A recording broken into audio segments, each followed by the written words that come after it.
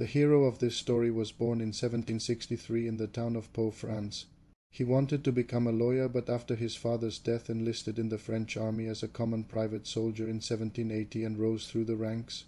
After the French Revolution of 1789, his rise through the ranks was even more rapid due to his skills and wins in the battlefield. Internal politics saw him removed from the army and sent as an ambassador to Vienna, where he didn't last long. In 1798 he returned to Paris and got married to Desirée Clary. This woman had a strange story as well. At 16 she had tried to save her brother from revolutionary zeal and met a man named Joseph and brought him to her home and got him married to her sister. She also got engaged to his younger brother Napoleon. Probably the name Napoleon rings some bells. Yes, it was Napoleon Bonaparte. Despite these family relations, he had a hot and cold relationship with Napoleon, who, however, recognized his skills and abilities. In 1799 he served briefly as Minister of War, where he proved to be an efficient administrator, but was again removed by Napoleon's schemings.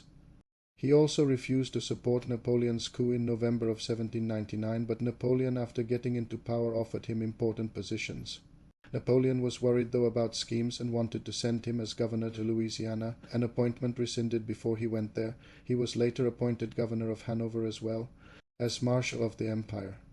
His important role in the victory of the Battle of Austerlitz in 1805 was rewarded by Napoleon, who made him Prince of Pontecorvo.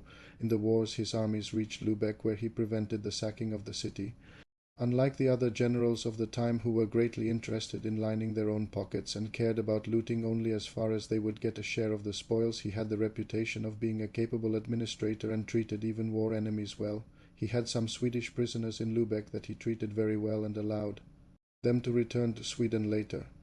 In 1807, following the Treaty of Tilsit, Napoleon appointed him governor of the Hanseatic cities and later was also de facto governor of Denmark. He was extremely popular there as well. Napoleon even considered to install him as king in Spain, but he rejected the offer. At the same time, Sweden was in disarray. Their previous king has been assassinated, while his son was deposed after losing a war against Russia. While they installed a king, he was old, not really capable, and after suffering a heart attack was unable to attend to any duties. He also didn't have an heir, and getting the son of the deposed king to be heir wasn't something the nobles wanted to do. They found a successor who was adopted by the king, but he died unexpectedly from a stroke. At the same time, Sweden wanted to get closer to France in order to regain Finland that was lost to the Russians, so they sent a delegation to France in order to get a king from the French. It was somewhat of a fiasco, as the French proposals weren't accepted by the Swedish, and another candidate proposed wouldn't convert to Lutheranism, which was required by Sweden. So a delegate took the matter into his own hands and offered the crown of Sweden to Bernadotte. He had known him well, as he was part of the Swedish prisoners of war that were treated well a few years back. When the delegate returned to Sweden, he got arrested. However, the Swedes soon realized that Bernadotte was the best option and appointed him crown prince and de facto ruler. Sweden were into a war against Great Britain that they didn't want to fight in and didn't fight at all. After the invasion of Swedish Pomerania by the French, the Swedes decided to switch sides and brought Napoleon's downfall by bringing together the Sixth Coalition and defeating him at Leipzig. He remained king of Sweden until 1845, expanded his realm, and his descendants are on the throne of Sweden till this day.